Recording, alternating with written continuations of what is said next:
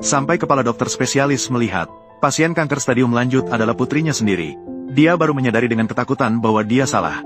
Setengah bulan yang lalu, putrinya membawa selembar laporan pemeriksaan, dan mengatakan bahwa dia menderita kanker stadium lanjut.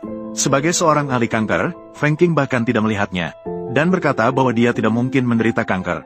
Siapa yang membantumu memalsukan dokumen ini? Yu Yan berusaha menjelaskan bahwa ini bukan pemalsuan. Tapi ibunya berkata bahwa dia semakin keterlaluan, sampai berani mempertaruhkan kesehatannya untuk menantang keahlianku. Sambil berkata, dia langsung merobek laporan pemeriksaan Yu Yan. Lalu dia membawa putrinya yang sangat dicintainya, Xiao Long, untuk pergi makan. Yu Yan melihat laporan diagnosis yang direbut ibunya dengan sangat sedih. Tapi tidak dipercaya oleh ibunya sudah biasa baginya. Namun pada hari itu, saat dia ujian di sekolah, tiba-tiba perutnya sangat sakit. Bahkan sampai pingsan di kelas karena sakit. Setelah diperiksa, dokter sekolah menemukan bahwa ada masalah besar dengan pencernaan Yu Yan. Dia juga menyarankan agar dia pergi ke rumah sakit untuk pemeriksaan menyeluruh. Tak lama kemudian, Feng Qing menerima telepon dari wali kelas Yu Yan.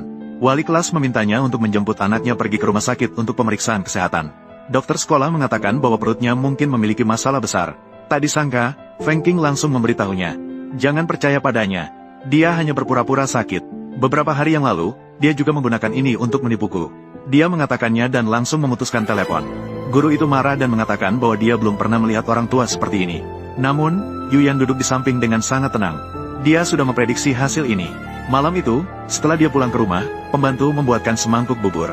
Yu Yan baru makan sedikit saja sudah merasa sakit perut yang tak tertahankan. Dia pergi ke kamar mandi dan memuntahkan darah di wastafel.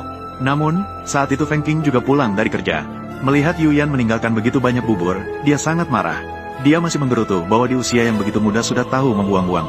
Pembantu mengatakan bahwa Nona mungkin mengalami tekanan belajar yang terlalu besar sehingga nafsu makannya menurun. Feng Qing memintanya untuk tidak tertipu oleh Yu Yan. Gadis itu bahkan memalsukan laporan diagnosis kanker untuk mendapatkan perhatianku. Namun, saat itu Yu Yan keluar dari kamar mandi. Dia memberitahu ibunya bahwa dia benar-benar tidak berpura-pura. Namun, Feng Qing marah mendengar dia berbicara. Dia juga memperingatkan bahwa dia harus menghabiskan bubur itu.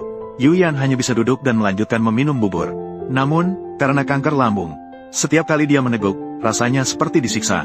Dia menahan rasa sakit sambil meneteskan air mata dan tetap meminum bubur itu. Saat itu, Feng Qing datang dengan cepat ke kamar mandi untuk bersiap-siap. Namun, tiba-tiba noda darah di wastafel menarik perhatiannya.